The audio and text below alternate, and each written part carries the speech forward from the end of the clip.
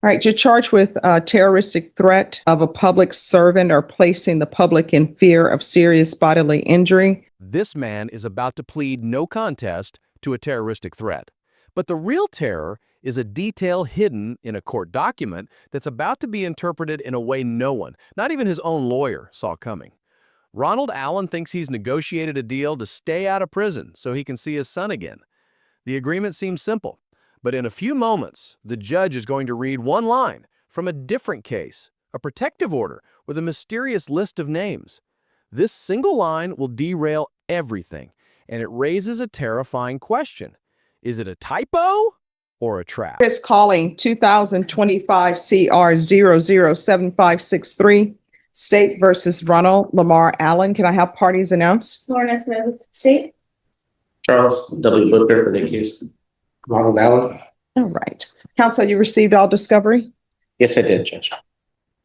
And did you review that with your client? I did.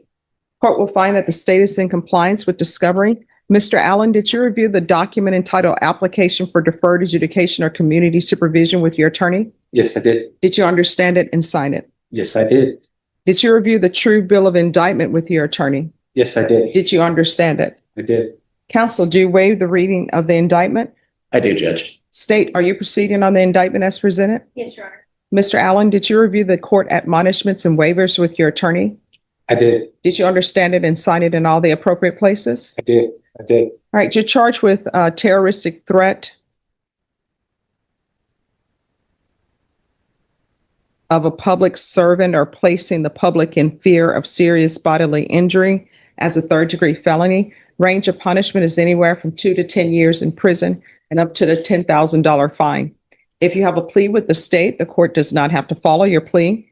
If for any reason the court does not follow your plea and gives you more than you bargained for, the fact that you entered a plea will not be used against you and you will be allowed to withdraw your plea. Did you understand? I do. You have a right to jury trial, a right for you or your attorney to cross-examine and confront any witnesses the state would call in the right to remain silent. Did you understand by entering this plea you were giving up those rights? I do. Did you intend to give up those rights and enter into a plea in this case? I do. Did you understand if the court were to grant your application for deferred adjudication, if for any reason your deferred adjudication were revoked, the court could find you guilty and sentence you up to 10 years in the prison and up to a $10,000 fine? I understand. Counsel, has your client been able to provide you with any defenses? He has. Do you believe he has a rational as well as a factual understanding of the charges against him? I do, Judge. Do you believe he's currently competent and was legally sane at the time of the offense? I do. Mr. Allen, has anyone threatened you, coerced you, or placed you in fear to get you to enter the plea? No. Anyone promised you anything other than the plea? No, Your Honor. Are you satisfied with the way you've been represented? Yes, I have. Are you a U.S. citizen? I'm sorry, not a U.S. citizen. That's not allowed to be asked anymore. Did you understand by entering in this plea, you could, if you're not a citizen, you could be deported, not allowed to re-enter the United States or denied naturalization? Did you understand? I do. Court will find that defendant has knowingly and voluntarily waived his right to jury trial. Yeah, he can appear by his own. Did you review the plea bargain page with your attorney? Did you understand it? I did. According to the plea, punishment is to be assessed at 3 years in the prison. There's a $2,000 fine. State is silent on your application for deferred adjudication. The state recommends community supervision. Did you understand that to be the plea? I do. Defense? Yes, that's true. State? Yes, Your Honor. Did you review the waiver of appeal paragraph with your attorney? Did you understand it and sign it in both places? I did. Did you understand by signing that you're waiving your right to appeal? The only items that can be appealed are written pretrial motions that have been filed, heard, and ruled upon by the court. Did you understand? I do understand. And counsel, I believe we had any pretrial motions? We did have some trial motions previously on this case, and they've been disposed of. All right. Outside the agreement, the state is recommending that your community supervision be for a term of 5 years. There'll be a TAP evaluation, 200 hours community service restitution, no contact with Charles Ireland or Mark Medley. Did you understand those are recommendations from the state and the court does not have to follow those recommendations? I understand. And there's our first clue. The state wants Ronald to have no contact with Charles Ireland and Mark Medley. This is the payoff to our first curiosity loop, but it immediately creates a new one. Who are these men And what do they have to do with a terroristic threat charge that stems from a custody battle? The story is getting bigger than we thought. Then to the offenses charge, how do you plead? Guilty, not guilty, or no contest? No contest. State any evidence? Yes, Your Honor, state tenders, what has been marked State's Exhibit 1 and all attachments. All right, did you review any objections? I have no objections to those pieces, Judge. Mr. Allen, did you review the waiver and stipulations with your attorney? Did you understand it and sign it in all the appropriate places? I did, Your Honor. Again, did you understand you have a right to jury trial, a right for you or your attorney to cross-examine and confront any witnesses the state would call in the right to remain silent? I understand. Did you understand that today the state will be presenting evidence in the form of witnesses' statements and police reports? But most importantly, there'll be no live testimony. Did you understand? I did. Court will find that defendant has knowingly and voluntarily waived and consented to stipulation of testimony and stipulations. Court will accept into evidence State's Exhibits 1 and attachments. Court will find there is sufficient evidence to find you guilty. The court will defer finding of guilt as you applied for deferred adjudication. Are you proceeding with sentencing? Yes, Judge. All right, anything you wish to say on behalf of your client? Yes, Judge. Last night, I electronically filed a sentencing memorandum. I think it's been accepted by the court, and I wanted to provide it to you along with the attachments. All right, any objections to the court reviewing the? Okay.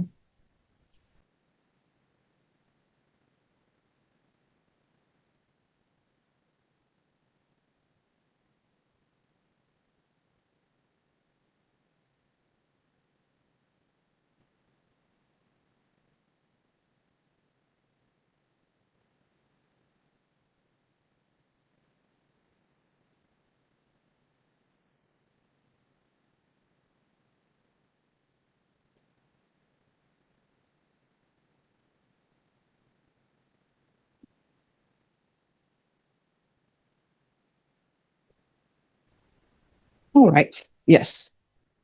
And so, Judge, as you can see, essentially what primary reason and the desire for Mr. Allen is that he be able to continue with supervised access to his son, Aiden. As you can see in the attachments there, the civil trial court did understand that Mr. Allen would have supervised access to his son, both in San Antonio as well as North Texas. Additionally, we do know that on the 22nd, we received a letter from Thomas Villalobos, an update letter regarding bond conditions. That letter also attached had the Center for Healthcare Services finding that they had met with Ronald Allen to complete an intake for mental health services and that he hadn't met criteria for qualifying mental health diagnoses at that time. The largest thing that matters the most to Mr. Allen and his family is that his GPS permit him to be monitored. That's fine if that's what the court desires, but he would like to be able to move freely about the state, to be able to see his son from time to time, attend his father's services, and help his mother maintain his father's properties. And so that is the primary thing. We totally agree with no contact with either Michael Ireland or Mark Medley. That's new to me, but he's fine not staying away from that man too. Based upon the judge's notes that you presented to the court, those are people that are listed under the protective order. This is the moment the entire case hinges on. The judge sees a protective order that appears to name Ronald's own lawyer as a protected party. The very document meant to bring clarity has created total confusion. The judge now suspects there's a hidden danger she wasn't told about, and Ronald's credibility is suddenly on the line. And there's a third person. It appears, well, there are two other people. It appears to be either this is Gallegos, and then they have Ramirez, and Ramirez is listed as the amicus attorney. Okay, Judge, those are not, those are other litigants that were also in the judge's notes. Ms. Gallegos is actually here in the court, and she's the custody lawyer for Mr. Allen. I'm just saying, based the They're- judge's notes that you gave me, they have these people listed underneath protective order. Judge, So- I don't think that's accurate at all. I think that's being misread right now because I mean, that's the only way I can read it and the reason why I'm saying that's the only way I can read it is because it lists Medley, it says protective order, and then indented right underneath, it says M. Metley, which is the state has outside the agreement. They're asking for a no contact order with that person, with Charles Ireland. And then they have someone by the name of Gallegos and Ramirez. Right. And then right after it says that it has protective order, then right after it mentions those three names, then again, it says 2-year protective order granted as to, I believe that's the mother. of That's the child. mother's name. Yes, Mrs. So- Allen. Yes. But there is no protective order granted in that order regarding Mark Medley, regarding any of those people. The only one that has a protective order granted against is the mother of the child that we're talking about here. Ms. Gallegos is here and she hasn't asked for a protective order, and we know that the amicus doesn't have a protective order either. Okay, so this is what I'm going to do. I've taken your plea, and if somebody can tender to the court whatever the orders are on the civil side, I'll review those, because those judges' notes that were handed to me appear that there's a no contact order. And I think you want to have those, Right, exactly. know for sure whether it is or not, because otherwise you may be violating orders over there. Absolutely, absolutely, black and white. So what we're going to do is, I've taken your plea. If you all are waiving PSI, I won't set it for a PSI. We'll just come back when I'm back. I'm going to be gone the first week of September because I have to go to a judicial conference, have to keep up my educational courses. And then the second week I have jury duty, and I can't have other people go to jury duty and sacrifice their work, but I'm not willing to do the same. So I have jury duty that week. So it'll have to be the third week in September. And that'll give everybody a chance, and perhaps a chance for you to speak with the state with regards to all the names that they have listed outside the agreement, because they have Bentley listed as a no contact person too. Well, and absolutely. And we understand that Mr. Medley called and asked for that kind of to be added to this order. That's my understanding from my discussions and my review of the state's file. But, I think the reason you see this line that says protective order plus merits is because that is what the topic of the entire, and what you're seeing here is actually the litigants that are, or the attorneys representing each of these litigants. The best way to discover what that means is Judge. Yes. the judge. I just have one request. We have services from my father September 5th. And I'm on the. Go to the DPS. services. Yes, thank you. Thank you. Yes. Absolutely. But here's the thing about going to those services and state, I've overstepped my bounds. Do you have any objections to his going to his father's services? All right. So what your attorney will need to do is I will print here a page with an order, and I will do the style, and you all need to write down your agreement.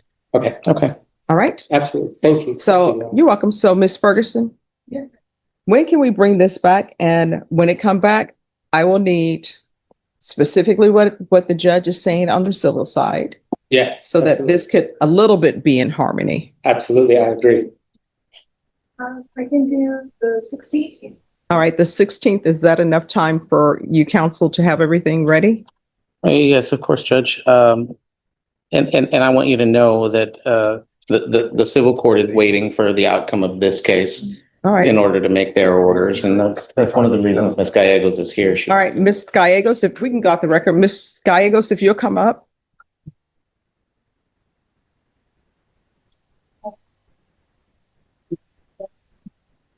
All right. Hello, how are you doing? Yeah. Good, how are you? Good seeing you. Good to see you. So anyway, it appears the documentation that I've received that has the judge's notes, Mhm. the way it's written, it appears that you're a part of the protective order. Bentley is a part of the protective order. So if the court can get clarification from the judge Okay. on that side about who is really included in the protective order and what they are doing with the visitation, that will be greatly appreciated. Okay, we have a conference call next week, and then we will be looking to get it entered. We are hoping to obviously do it as soon as possible, and we will try to meet your deadline of the 16th. And I'll let the other attorneys know. If not, do we need to and send an email to Ms. Ferguson? No, I mean, Okay. I'll just need that information before the 16th. So if you all can get the judge to, if you all want to, you can have the judge email me and Okay. say, this is who's a part of the protective order. Or if there's a document, can you pass me that sheet of paper? Or if there's a document that tells me this is the part of protective order, because the way the judge's notes are written, Mhm. it's so, Okay. Mhm. oh, you know what? I'm sorry. I need to add this.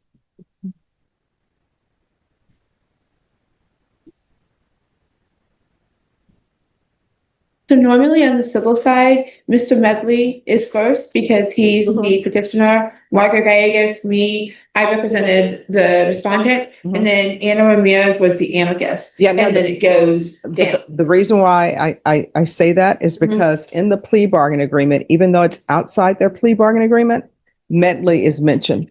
I'm sorry, can I have that printout one more time? Oh, I don't- So that's why I Okay, need clarification, because the way that's written in the judge's notes, as you can see, it has a title protective order. Then it has a list of 3 people. Then underneath that list, then it comes back with a 2-year protective order. So it seems as though those are the people that he has a protective order against. So I would prefer that he know, I would prefer that I know, and probation knows. so on here it says 2-year protective order granted as to Mrs. Allen. But above it, it says protective order. Okay. So if you all will fill in the dates for him, please, and what you all have agreed on as far as his ability to go to his father's services. So that sheet of paper, if you can just put in the agreed times where he can travel for his father's services. Okay, I'll do that now. All right. And if you all will confirm that, and then we will come back.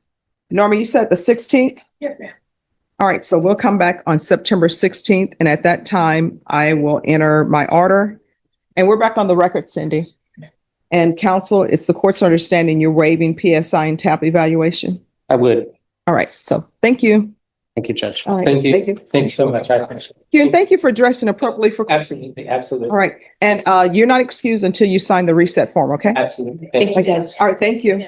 So, in the end, Ronald Allen leaves the courtroom in limbo. His plea is on ice, and his future depends on a clarification from a judge in a different case. The key question remains, was this a simple misunderstanding, or did the judge just uncover a crucial piece of a much darker story that was intentionally left out of the plea deal? And should a defendant's personal tragedies, like the death of a parent, influence the court's decisions? Let me know what you think in the comments.